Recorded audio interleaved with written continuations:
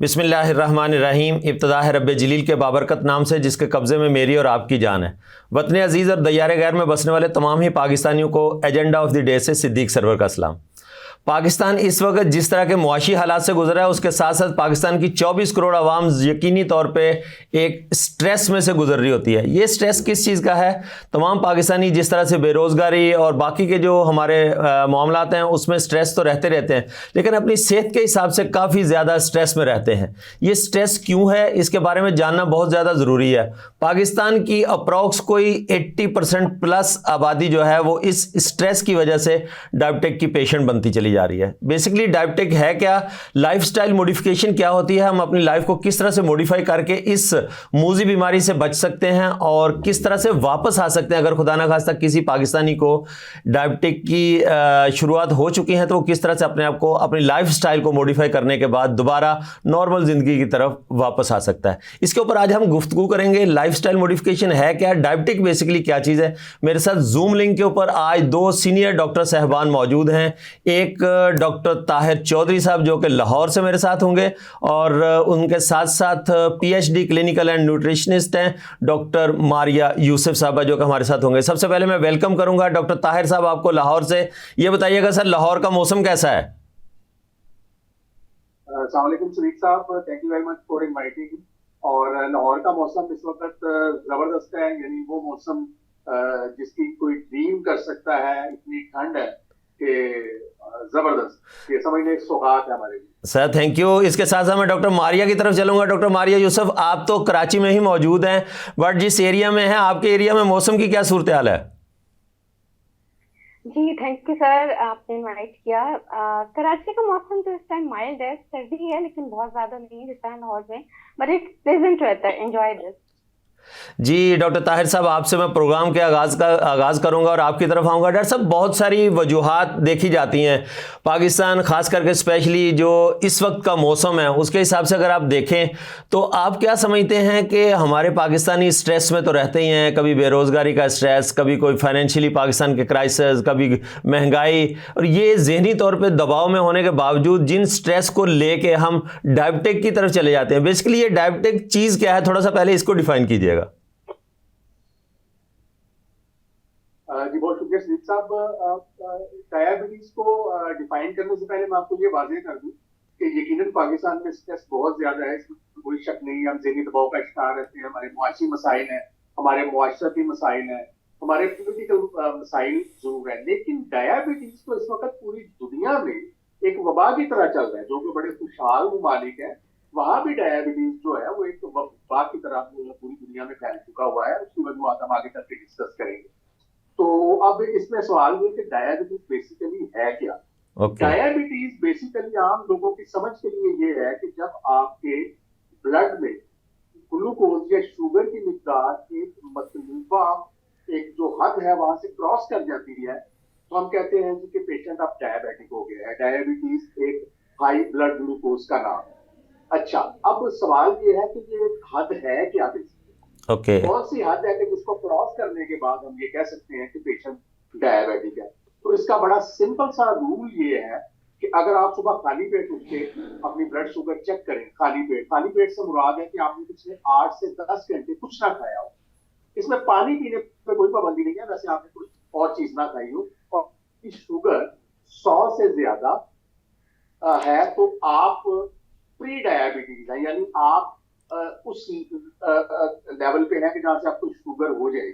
अब शुगर होगी कहां से? अगर आपकी शुगर 126 से ज्यादा है तो आप डायबिटिक लेवल हो जाते हैं। 100 और 125 के दरमियान आप प्री डायबिटिक है।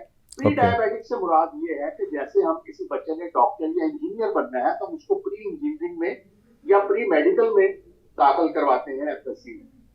इसका मतलब ये हुआ कि उसने उस रास्ते पे अब पाँव रख दिया है जो कि उसको आगे तक के डॉक्टर या इंजीनियर बनाए, मतलब उस डायरेक्शन की तरफ हमारे कदम बढ़ चुके हैं, कदम बढ़ गए।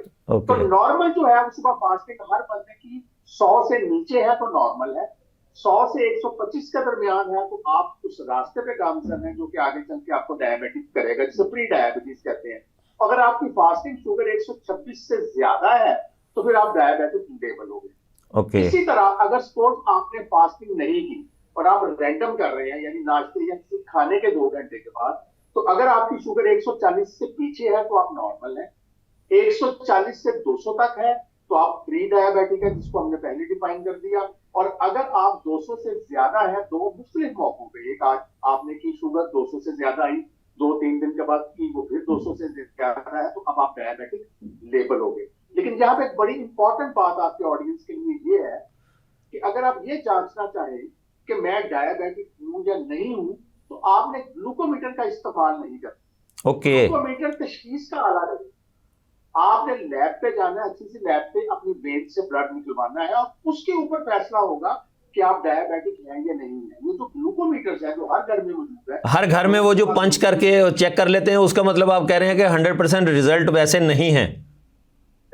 वो सिर्फ ग्लूकोज की मॉनिटरिंग के लिए। अगर आप डायबिटिक है तो बाद में आप अपने शुगर का और अपने ग्लूकोज का अंदाजा करें, ये आला तशखीस के लिए नहीं, ओके। तशखीस के लिए आपने लेबोरेटरी। तो ये सर डायबिटीज। Thank you. मैं डॉक्टर मारिया की तरफ आऊँगा। डॉक्टर मारिया, ये बताइएगा कि आप माशाल्लाह से काफ़ी सारे लोगों के साथ आप लोगों का लिंक रहता है, पाकिस्तान में डायबिटिक किस तरह से इंक्रीज़ हो रही है और इसकी बेसिक वजूहत हैं क्या? जी, ये बहुत ही इम्पोर्टेंट क्वेश्चन है। पाकिस्तान में ही नहीं बल्कि दुनिया भर में, जैसे कि डॉक्टर ताहिर ने कहा कि डायबिटीज इंक्रीज हो रहा है, तो इसका जो डायरेक्ट लिंक है वो हमारे लाइफ स्टाइल से है, हमारे ओके। ईटिंग हैबिट्स से है, हमारे स्ट्रेस मैनेजमेंट से है कि हम अपने स्ट्रेस को किस तरह मैनेज कर पाते हैं, हमारी फिजिकल एक्टिविटी से है कि हम फिजिकल एक्टिविटी करते हैं, या हमारा सीडेंट्री लाइफ स्टाइल है कि जंक फूड का कंजम्पशन ज़्यादा है और वॉक नहीं करते या फिजिकल एक्टिविटी नहीं करते, और ईटिंग हैबिट्स इस लेवल की डिस्टर्ब हैं कि कोला ड्रिंक्स और सॉफ्ट ड्रिंक्स और शुगरेटेड ड्रिंक्स का कंजम्पशन बहुत ज़्यादा है, और मतलब विदाउट एनी सेंस बस ईटिंग है कि कोई पोर्शन कंट्रोल भी नहीं है, कोई सेंस भी नहीं कि आपने कितने कार्ब लेने हैं, कितने शुगर कंटेंट पर डे आप ले सकते हैं, कितना आपने प्रोटीन, कितना फाइबर वगैरह लेना है। तो ये सेंस नहीं है, बस जस्ट ईटिंग है, ब्लाइंडली ईटिंग है।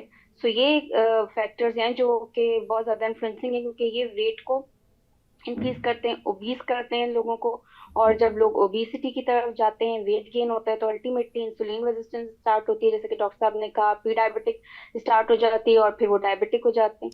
लेकिन डॉक्टर मारिया, अगर पाकिस्तानियों की हैबिट्स को देखा जाए तो पाकिस्तानी खाने में तो माशाल्लाह से बहुत सारे लोग, तो बल्कि 90% में ये कहूँगा कि जिंदा ही सिर्फ खाने के लिए हैं, तो वो ये थोड़ी चीज़ें देखते हैं, वो तो कहते हैं कि बस खाने को होना चाहिए।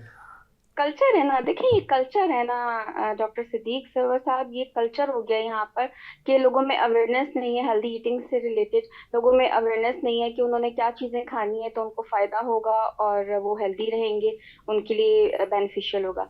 सो वो एक ब्लाइंडली बस चॉइस कर लेते हैं, जो अवेलेबल है वो खा लेते हैं। बेकरी के प्रोडक्ट्स जो है बहुत ज़्यादा इंक्रीज है खाने के लिए, कि लोग पेटीज, पेस्ट्रीज, केक्स वगैरह और डीप फ्राइड चीज़ें ले रहे हैं जो कि 12-12 घंटे लेती हैं डाइजेस्ट होने के लिए।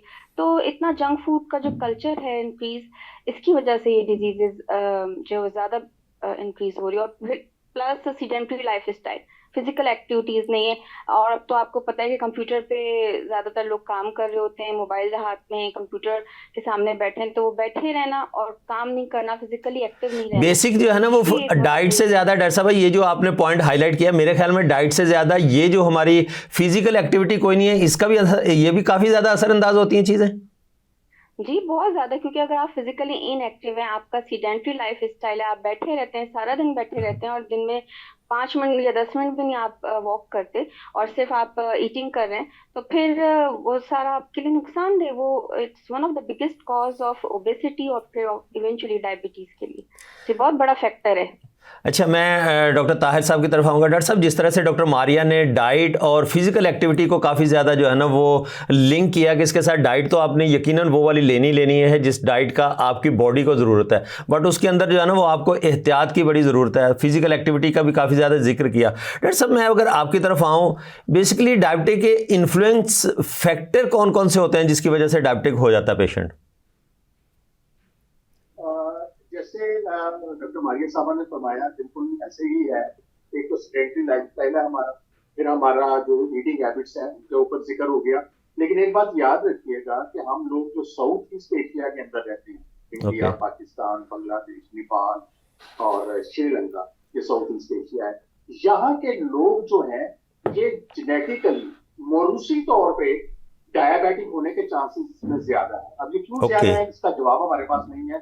इस इलाके के जीन्स के अंदर डायबिटीज, तो इसके ऊपर काफी स्टडीज हुई, रिसर्च हुई कि आम गोरे की निस्बत इस इलाके के लोगों में शुगर ज्यादा। तो एक तो आपका इस इलाके में रहना, यहाँ पैदा होना है जो समझ लें डायबिटीज के हवाले से एक। दूसरा, जैसे जैसे आपकी लाइफ बढ़ती है, जैसे जैसे आपकी लाइफ बढ़ती है, आप 50 को क्रॉस करते हैं, तो आपकी बॉडी में हार्मोन्स ऐसी आती है कि आपको टच करते हैं। फिर अगर आपकी इमीडिएट फैमिली मेंबर्स में, आपके वालिद में, आपकी वालदा में, आपके बहन भाइयों में अगर शुगर है, तो आपके डायबिटिक होने के चांसेस बहुत ज्यादा है।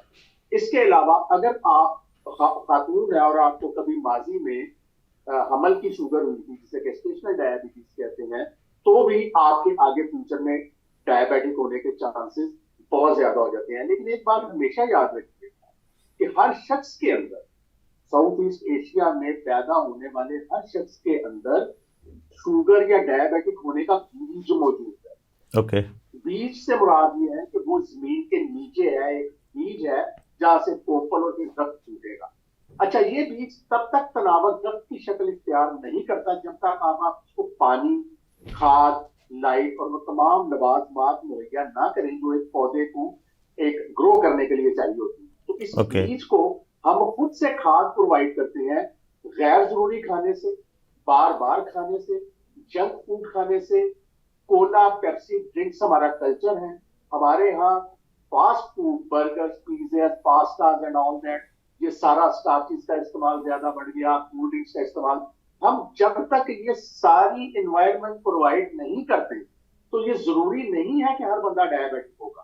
हमने इस बीज को खुद अपने हाथों तनावर दरख्त की शक्ल देनी है। अगर हम इसको ये तमाम लवाजमात मुहैया ना करें, तो ये बीज जमीन के नीचे ही दबा रहेगा और शुगर नहीं होगी। अच्छा डॉक्टर साहब, बहुत सारे ऐसे बच्चे भी देखे हैं कि जो न्यू बॉर्न बेबी होते हैं उनमें भी डायबिटिक की जो है ना वो कंप्लेंट्स रिसीव हो रही होती हैं अगर माँ डायबिटिक है तो। ये इसका क्या फंक्शन होता है, ये किस तरह से होता है? अच्छा, ये वही है कि ये मौरूसी या जेनेटिक डायबिटीज है, ये बहुत ही कम है, इसकी शरह बहुत कम है। Okay. आप अंदाजा कर लें कि दुनिया में जो 3 बड़ी बड़ी कैटेगरीज है डायबिटीज की, टाइप 1 डायबिटीज, टाइप 2 डायबिटीज और गेस्टेशनल डायबिटीज, जो कि हमल में होती है। टाइप 1 वो है जो कि अमूमन यंग चिल्ड्रन को होती है, माँ के पेट वालों को नहीं, वो और है, वो मौरूसी डायबिटीज है जो कि नियोनेट्स में, नौज़ायदा में होती है। लेकिन जो बच्चे 8, 9, 10, 11, 12 साल के हैं, 13 साल के हैं, उनके अंदर जो डायबिटीज है वो यूजुअली टाइप 1 होती है। लेकिन अल्लाह का ये एहसान है कि पूरी दुनिया में अगर 100 मरीज है शुगर के, तो टाइप 1 वाले सिर्फ 8 या 10% है, 90% टाइप 2 के। अब बच्चों में भी टाइप 2 डायबिटीज हो रही है जो मोटापे और जंक फूड होती है, जिसका कि डॉक्टर मारिया साहब ने जिक्र किया। इस वक्त अगर दुनिया में 3 बच्चे, छोटे बच्चे जो 18 साल से कम उम्र है, अगर 3 बच्चों में डायबिटीज तशखीस होती है, तो उसमें से एक बच्चा टाइप 2 का है। वो टाइप 2 का बच्चा इसलिए है कि उसने बोतलें, जूसेस, बर्गर, कोको कोला और आज ये जितने भी ड्रिंक्स है, फीजी ड्रिंक्स, उसका कमाल है। 1990 से पहले कभी कोई बच्चा दुनिया में टाइप 2 डायबिटीज या मोटापे वाली डायबिटीज या अडल्ट डायबिटीज के साथ कभी रिपोर्ट नहीं हुई। 90 के बाद जैसे ही फास्ट फूड कल्चर पूरी दुनिया में प्रिवेल किया, उसके बाद बच्चों में भी टाइप 2 डायबिटीज होनी शुरू हो गई। अब हमारे पास बहुत सारे बच्चे ऐसे हैं जो देखने में तो बिल्कुल बच्चे लगते हैं और उनको इंसुलिन से ट्रीट होना चाहिए, लेकिन जब हम उनके टेस्ट करवाते हैं तो पता ये चलता है कि ये तो टाइप 2 के बच्चे हैं। उनकी अगर हम लाइफस्टाइल को ठीक कर दें, उनकी डाइट को ठीक कर दें, तो उनकी शुगर खत्म हो जाती है। सही है। अच्छा डॉक्टर साहब, मुझे यहाँ पर ना एक ब्रेक का इशारा हो रहा है, ब्रेक पे चलते हैं, ब्रेक से वापस आएंगे तो फिर इसको यहाँ से कंटिन्यू करेंगे। नाज़रीन, आज हम बात करने की कोशिश कर रहे हैं कि जो स्ट्रेस की वजह से हम पाकिस्तानी हैं, हर वक्त हर चीज़ में हमें स्ट्रेस मिलता रहता है माशाल्लाह से। कभी पेट्रोलियम मसनूआत में, कभी दूध की प्राइस बढ़ गई, कभी कोई रोड टूट गया, कभी मोबाइल के सिग्नल बंद हो गए, कभी इलेक्शन की तैयारी करनी है, कभी पता चलता है जी कि इलेक्शन में ये मसले आ रहे। तो ये वो सारी चीज़ें हैं जो हमारी बॉडी के ऊपर इफेक्ट कर रही होती हैं। तो यहाँ पर एक छोटा सा ब्रेक लेते हैं, ब्रेक से जब वापस लौट के आएंगे तो फिर इसके ऊपर बात करेंगे। माहिरीन हमारे साथ हैं।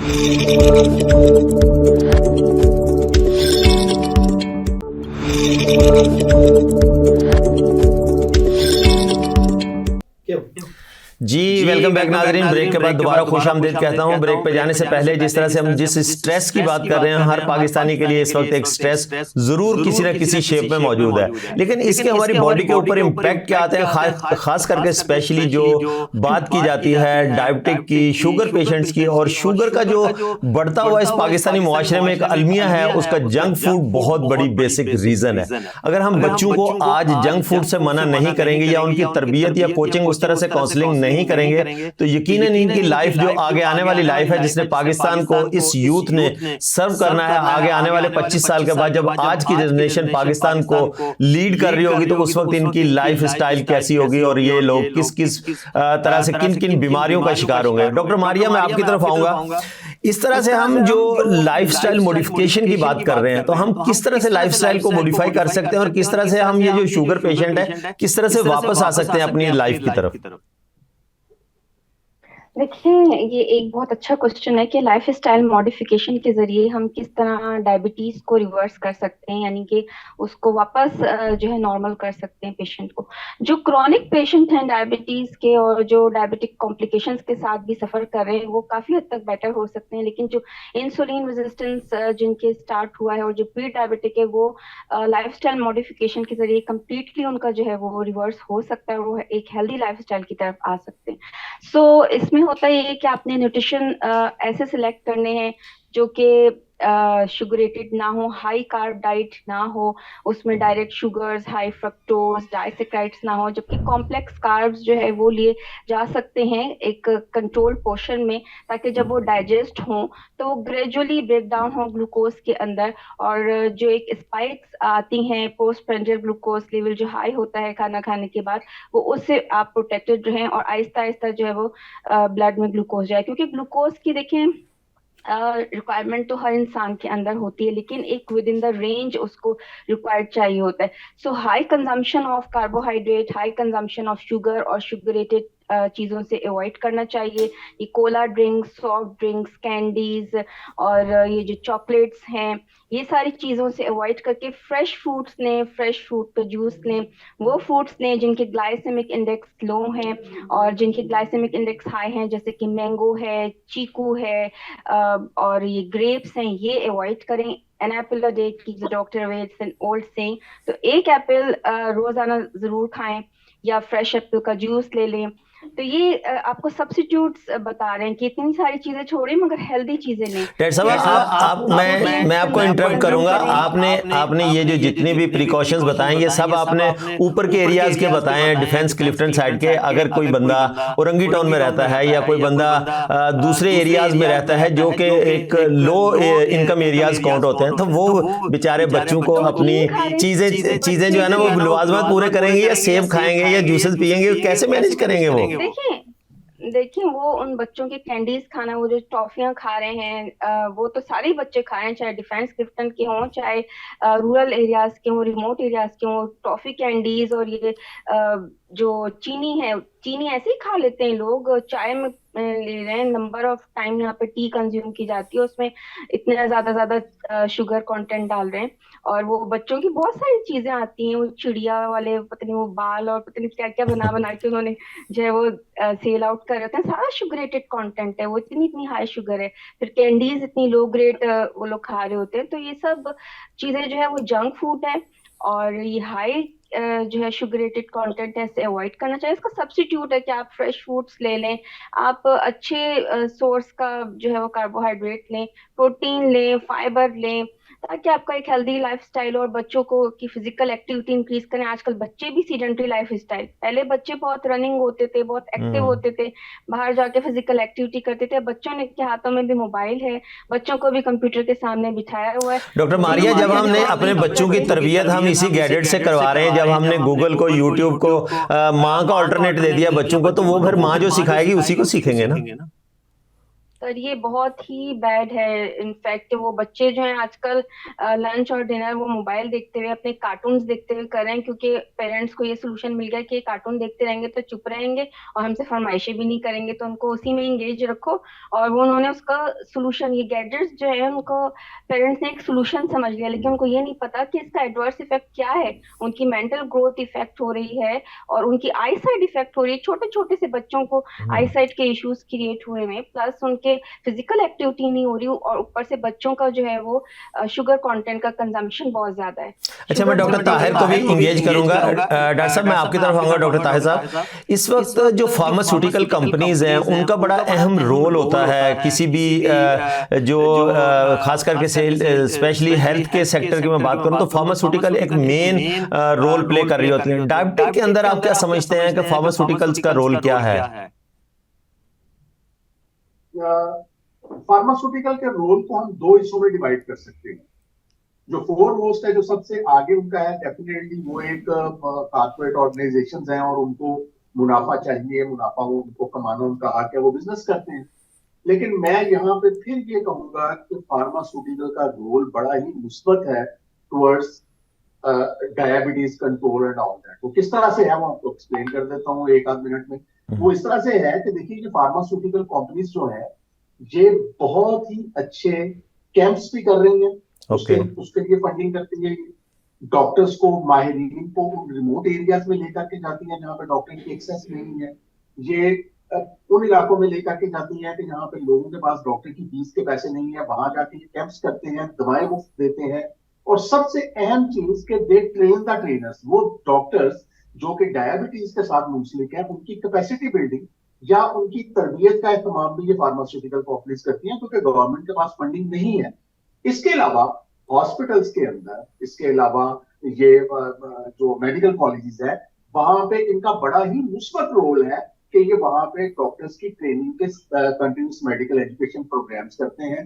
पूरे पाकिस्तान के अंदर कॉन्फ्रेंसेस को स्पॉन्सर करते हैं, जिससे बहुत ज्यादा एक अच्छा एक फर्क पड़ता है एक डॉक्टर्स की काबिलियत के ऊपर, और वो फिर अल्टीमेटली पेशेंट तक पहुंचती है, उसको मरीज का फायदा होता है। तो मैं तो उनका रोल बड़ा मुस्बत देखता हूँ इससे। ठीक हो गया। अच्छा, मैं डॉक्टर मारिया आपकी तरफ आऊंगा। आप जिस तरह से पहले बता रही थी, मैंने आपको इंटरप्ट किया था कि ये तो आपने डिफेंस क्लिफ्टन की वो डाइट बता दी है। स्पेशली अगर न्यूट्रिशन की बात की जाए तो कौन कौन सी ऐसी चीजें हैं जिनसे बचने के बाद आप अपनी डेली हैबिट्स के अंदर या डेली आप रूटीन के अंदर उन चीजों को ऐड कर लें तो जो डायबिटिक के पेशेंट्स हैं वो रिकवरी की तरफ भी आ सकते हैं और खास करके उनकी लाइफ स्टाइल जो है ना वो बेहतर हो सकता है? जी, ये बहुत अच्छा क्वेश्चन है। जैसे कि मैंने आपको कहा कि कार्बोहाइड्रेट का जो इंटेक है वो लिमिट करना चाहिए सबसे पहले तो। और सेकेंडली ये कि प्रोटीन लें, और लीन मीट सोर्स का protein, phyto source plant source का प्रोटीन, लेंटिल्स दालों का इस्तेमाल करें, बीन्स खाएं, रेड बीन्स हमारे पास, वाइट बीन्स और जो ब्लैक चिकपीस होते हैं, बड़ा अच्छा सोर्स होता है प्रोटीन का, कैल्शियम का, फाइबर का। ये डायबिटीज के पेशेंट्स के लिए बहुत बेस्ट होता है। रेगुलर आप इसको अपने सैलेड में जो है वो इन्वॉल्व रखें। सैलेड आप इसके बना के ऑल्टरनेट डेज में लेते रहें। इसके अलावा fibre, high fibre content, high fibre जो है आप डाइट लें, जिसमें ओट्स हैं, ओट फ्लेक्स, ओट मील्स हैं।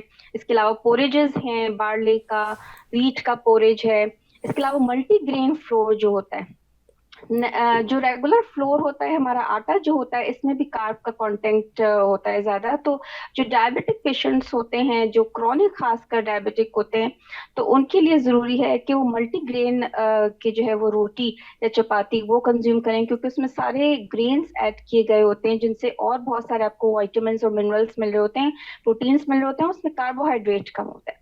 प्लस गुड फैट्स लें, और गुड फैट्स और सबसे बेस्ट जो ऑयल है on this face of the earth according to the prophetic medicine और साइंटिफिकली भी प्रूवन है, जो कि पॉलीअनसैचुरेटेड फैटी एसिड से इनरिच होता है, वो है ऑलिव ऑयल। तो एक्स्ट्रा वर्जिन ऑलिव ऑयल का इस्तेमाल रखें। सो ये डायबिटिक पेशेंट्स के लिए बहुत बेस्ट रहता है, और इस तरह हम अपनी डायबिटीज को कंट्रोल कर सकते हैं, मैनेज कर सकते हैं और इनफैक्ट रिवर्स कर सकते हैं।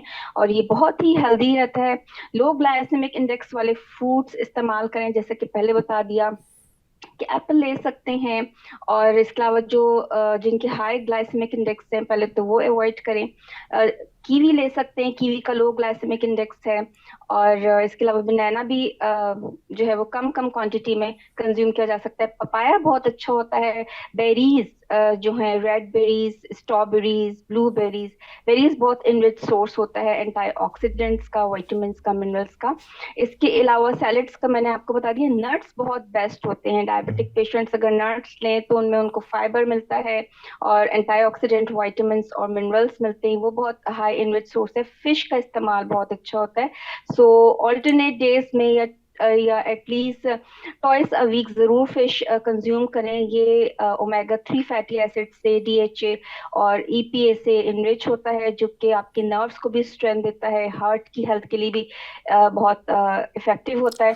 अच्छा डॉक्टर साहब, इसके साथ साथ बहुत सारे देसी टोटके और फार्मूले भी घरों में इस्तेमाल हो रहे होते हैं जी। करेले का जूस निकाल के दो, कोई इस तरह की चीजें, तो इनको किस एंगल से देखती हैं आप?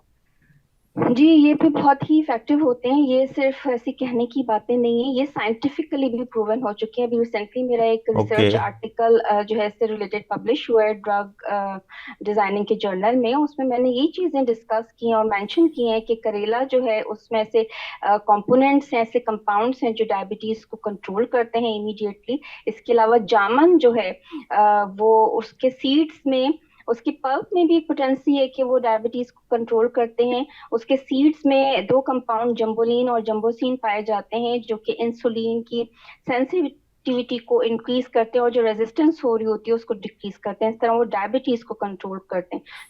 इसके अलावा मेथी दाना, फिनोग्रीक, ये हमारे प्रोफिटिक मेडिसिन में से भी हैं और ये साइंटिफिकली तीनों चीजें प्रूवन है कि ये डायबिटीज को कंट्रोल करती हैं। तो इसको अपनी ग़िज़ा में शामिल रखना, जैसे कि पाउडर की फॉर्म में कंज्यूम कर लें, या मेथी दाने का आप ऐसे ही अपने टी में इस्तेमाल कर लें, या रोटी में या सैलेड में इस्तेमाल कर लें।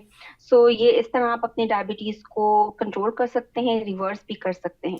जी डॉक्टर मारिया, मैं डॉक्टर ताहिर साहब को भी शामिल गुफ्तगू करूंगा। डॉक्टर साहब, मैं आपकी तरफ आऊँगा। डॉक्टर साहब, कौन सी ऐसी मेडिसिन हैं, एंटी डायबिटिक मेडिसिन, जो बैंड हैं यूएसए में और इधर उधर यूरोप कंट्रीज में, लेकिन हमारे पाकिस्तान में तो अनफॉर्चुनेटली बहुत सारी ऐसी मेडिसिन चल रही होती हैं जिसके बारे में हमें कुछ पता भी नहीं होता, और मोहल्ले के डॉक्टर या मोहल्ले का मेरे जैसा कोई ऐसा लेमैन भी बता दे तो वो लोग लेके खाना शुरू कर देते। तो आप कुछ बता सकते हैं कि ऐसी कौन सी एंटी डायबिटिक मेडिसिन हैं जो बैंड है? अच्छा, मैं इस सवाल का जवाब देने से पहले डॉक्टर मारिया साहब की इजाजत से, जैसे उन्होंने पीछे ये सम अप किया है कि क्या खाना है क्या नहीं खाना, तो मैं इसमें बड़ा ही आपको एक सिंपल सा फार्मूला जी प्लीज डॉक्टर साहब प्लीज। हमारे आम लोगों के लिए 3 तरह के जो हमारे यहाँ ग़िज़ाई जो अज्जा हैं जो कि हमारे जिस्म को चाहिए होते हैं, उसमें कार्बोहाइड्रेट्स हैं, उसमें फैट्स हैं और प्रोटीन्स हैं। ये तीन तरह के। अच्छा, सारी उम्र हमें मेडिकल कॉलेजेस में कार्बोहाइड्रेट्स पढ़ाते रहे तो मुझे समझ नहीं आती थी कि कार्बोहाइड्रेट्स क्या बला है, इससे मतलब क्या है। और आज भी बहुत सारे लोगों को जब हम कार्बोहाइड्रेट का नाम लेते हैं तो उनको अंदाजा नहीं होता कि कार्बोहाइड्रेट्स क्या है। तो इसका एक सिंपल सा फार्मूला याद रखिए कि हर वो चीज, हर वो खुराक जो बॉडी में जाके ग्लूकोज बन जाती है, शुगर बन जाती है, उसको हम कार्बोहाइड्रेट कहते हैं। ओके। ये स्वीट भी हो सकती है, नॉन स्वीट भी हो सकती है।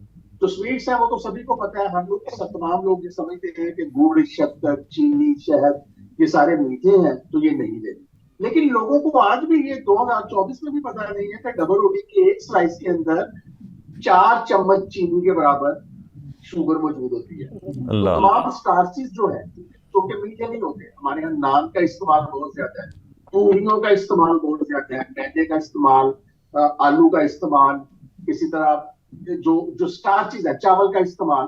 तो ये तमाम वो चीजें हैं जो कार्बोहाइड्रेट के जुमरे में आएंगी। अब इसको हमने अपनी लाइफस्टाइल को कैसे बेहतर करना है। अब देखिए, कार्बोहाइड्रेट्स शुरू होता है सी के साथ, कार्बोहाइड्रेट्स विद सी। तो इसको आप कंट्रोल करें या कट करें। कट करना तो मुश्किल है अपनी डाइट में से, इसको कंट्रोल कर लें। Carbohydrate control it.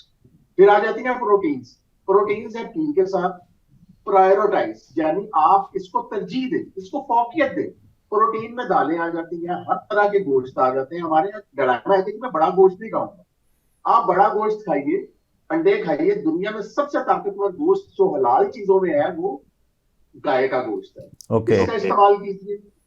प्रोटीन्स को प्रायोरिटाइज कर लें। और फैट फियर, एक खौफ मुतला कर दिया गया लोगों को कि आपने घी नहीं खाना, आपने मक्खन नहीं खाना, और इससे आपके कोलेस्ट्रॉल बढ़ जाते हैं। हाँ, वो नेचुरल चीजों से इतना डरा दिया कि वो कोलेस्ट्रॉल की तरफ उसको जो है ना वो ले जाते हैं। डॉक्टर साहब, मुझे एक बार फिर यहाँ पर ब्रेक का इशारा हो रहा है, यहाँ पर ब्रेक पे चलते हैं, ब्रेक से वापस आएंगे तो यहीं से कंटिन्यू करेंगे। नाजरीन, आज हम डायबिटिक की उस स्पेशल जो बीमारी पाकिस्तान में समझी जाती है, पूरी दुनिया के अंदर है, लेकिन इसको किस तरह से हम कंट्रोल कर सकते हैं, किस तरह से हम अपनी डाइट को कंट्रोल करके फिजिकल फिटनेस को इंप्रूव करके इसके ऊपर काबू पा सकते हैं। तो यहाँ पर लेते हैं एक छोटा सा ब्रेक, ब्रेक से लौट के आएंगे तो फिर इसको यहाँ से कंटिन्यू करेंगे। Stay tuned.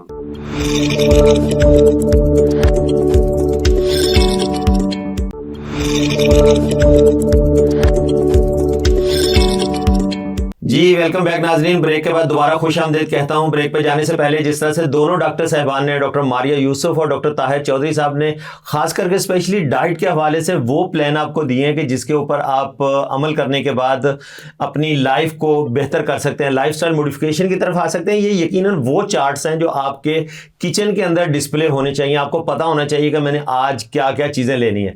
जो मैंने हज़रत तफन्नुन बीच में एक डॉक्टर मारिया को इंटरप्ट करने की कोशिश की थी कि ये आप जो डाइट बता रही हैं ये तो यकीनन वो लोग खा सकते हैं जिनकी इनकम काफ़ी ज़्यादा अच्छी है, लेकिन एक बात यहाँ पर बड़ी और काबिले डिस्कस समझता हूँ मैं कि वो लोग जो इनकम से अफोर्ड कर सकते हैं, ये बीमारी भी तकरीबन उन्हीं लोगों में होती है। गरीब लोगों का तो इम्यून सिस्टम इतना अच्छा होता है कि वो कुछ भी खा लें, वो उसको जो है ना वो कंटिन्यू कर पाते हैं।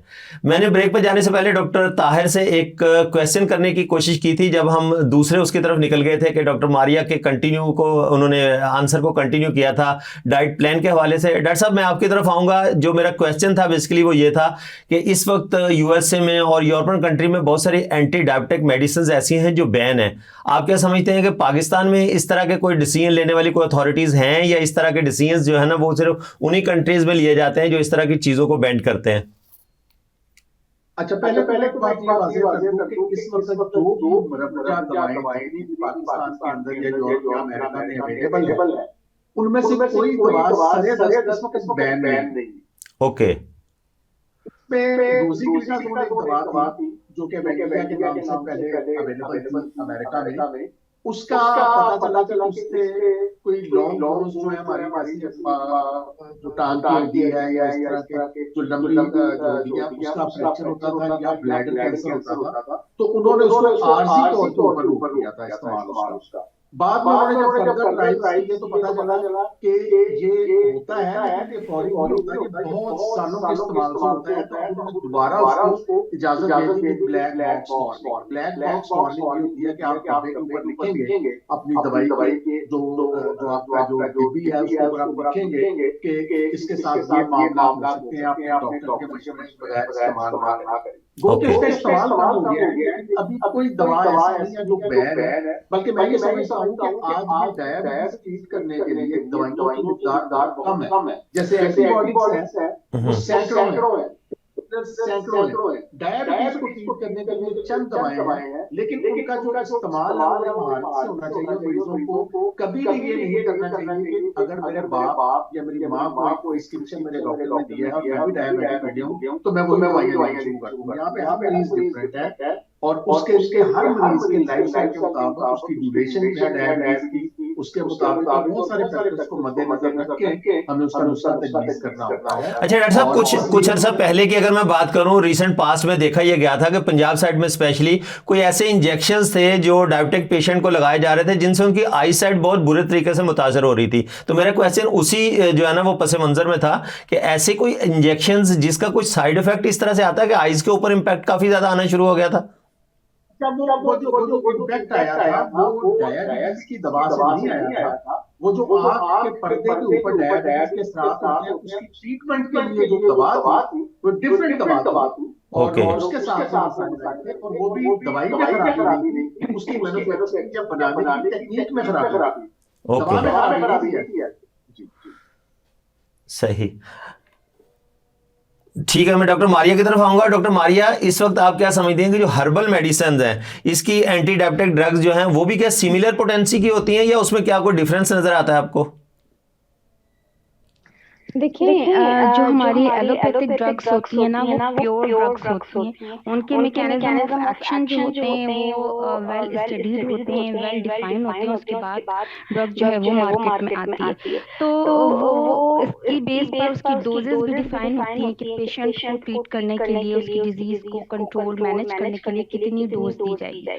तो इस तरह ये जो एलोपैथिक मेडिसिन है इनका तो प्रोसेस वेल डिफाइन होता है, क्योंकि ये प्योर ड्रग्स होती हैं। जबकि जो हर्बल ड्रग्स होती हैं ये मिक्सचर में होती हैं, इनमें बहुत सारे कंपाउंड्स मौजूद होते हैं जिसकी वजह से वो मिलकर एक सिनर्जिस्टिक इफेक्ट भी क्रिएट कर रही होती हैं।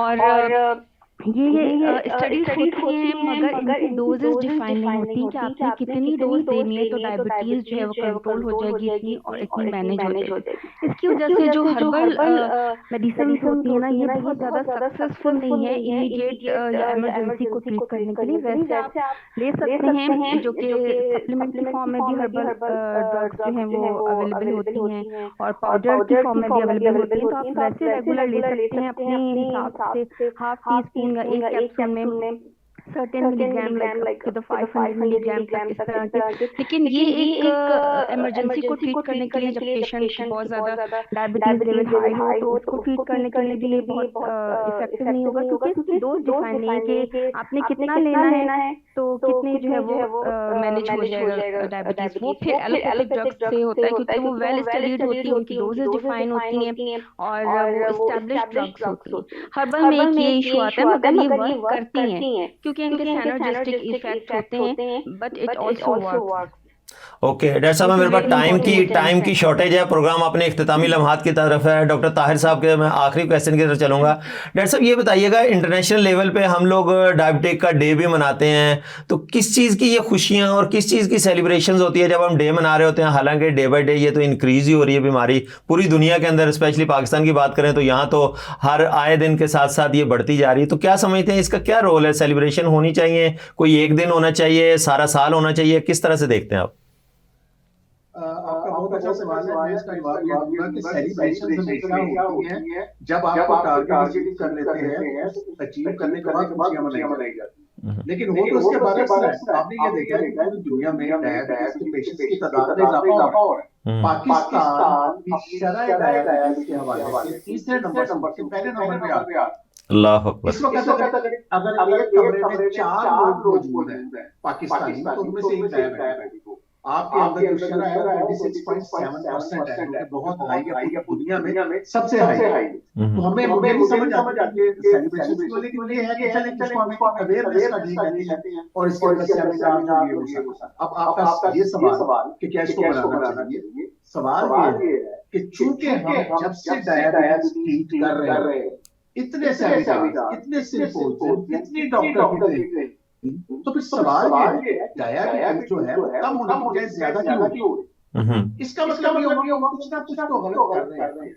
अगर हम कुछ सही रास्ते पे तो पेशेंट कम होने चाहिए। बिल्कुल ऐसे ही तीसरे से छठे 10वें नंबर पे जाता, ना कि ये एक नंबर पे आ गया। इसका मतलब कुछ ना कुछ गलत। अब वो गलत क्या है? गलत ये है कि हमने डायबिटीज को सिर्फ दवाओं की एक बीमारी समझा, जबकि ये एक रिवर्सिबल डाइटरी डिजीज है। ये दवाओं का मर्ज नहीं है। दवाएं तो हम अपनी लापरवाही की वजह से, अपनी कोताही की वजह से, और बहुत सारे लोग ये कहते हैं मैं सुबह गोली खा लिया करूंगा ताकि मेरे खाने पीने में कोई कदर ना लगे, मैं जो चाहे खाऊं, जो दिल करता है स्वाद में बर्गर, पिज्जा और एक गोली खा लिया। और बहुत सारे पेशेंट हमारे साथ हैं, डॉक्टर साहब मुझे इंसुलिन पे ले जाए ताकि मैं हर चीज खा सकूं। ये कांसेप्ट गलत है। यहाँ पे डॉक्टर मारिया न्यूट्रिशनिस्ट और डॉक्टर मारिया जैसे खवातीन जो माशाल्लाह इतनी इसमें वेल वर्स्ड है, बड़ा तजुर्बा है, इनका रोल ज्यादा। हम प्रिवेंशन की कोई बात नहीं करते। हम ये एक दवा 2 3 4 इंसुलिन 4 10 100 और इस तरह से हमारी शुगर तो कंट्रोल हो हर जो कानूनी तौर पे खराब हो। तो मैं चाहूंगा हम प्रिवेंशन पे काम करें ताकि हम पीछे हम लौटें। और प्रिवेंशन उसको तक नहीं है जब तक हम अपनी डाइट हैबिट्स को ठीक करें। जी डॉक्टर ताहिर साहब, बहुत शुक्रिया आपके कीमती वक्त का। डॉक्टर मारिया यूसुफ साहिबा, आपके कीमती वक्त का बहुत शुक्रिया।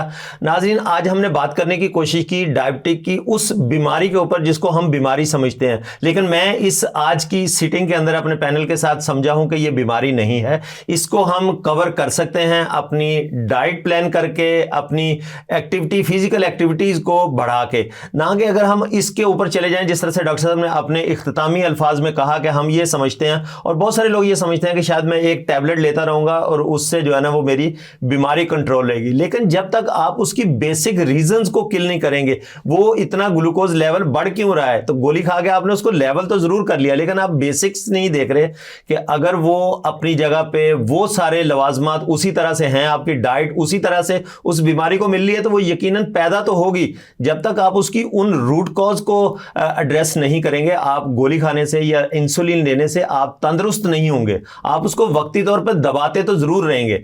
दबाते किस तरह से रहेंगे, आप जब अपनी बॉडी के टेस्ट कराएंगे तो वो ग्लूकोज की परसेंटेज उतनी आपको नहीं मिलेगी, बट इनर साइड पे वो आपकी बॉडी के दूसरे पार्ट्स को जिस तरह से अफेक्ट करेगी, वो आपकी बॉडी को बहुत ज्यादा नुकसान पहुंचा रहे होते हैं। तो इस तरह से आपको कोशिश ये करनी चाहिए कि वो डाइट प्लान पे जो है अमल करें जो डॉक्टर साहबान ने आपको आपकी बीमारी डायग्नोज करने के बाद तरतीब दिया है, ना कि अपनी मर्जी का डाइट प्लान बना ले। शादी पे जाते हैं तो इस तरह से लगता है कि शायद पहले दिन आया खाना खाने के लिए, ऐसा नहीं होना चाहिए। अपने आप पे कंट्रोल करें और फिजिकल एक्टिविटी जो है ना, आजकल के स्पेशली जो हम लोग जो ऑफिस में बैठ जाते हैं, सुबह जाके निकले तो गाड़ी में बैठे, घर आ गए, घर आने के बाद फिर वही बेड और खाना खाया और वहीं सो गए। ये जो हमारा लाइफ स्टाइल है, जब तक हम इसको मॉडिफाई नहीं करेंगे, हम लोग नेचुरल की तरफ नहीं जाएंगे, जब तक हम नेचुरल चीजें नहीं लेंगे, सुबह की वॉक नहीं करेंगे, एक्सरसाइज हमारी बॉडी की नहीं होगी, तो तब तक ये वाली बीमारियां कभी भी आपका पीछा नहीं छोड़ेंगी।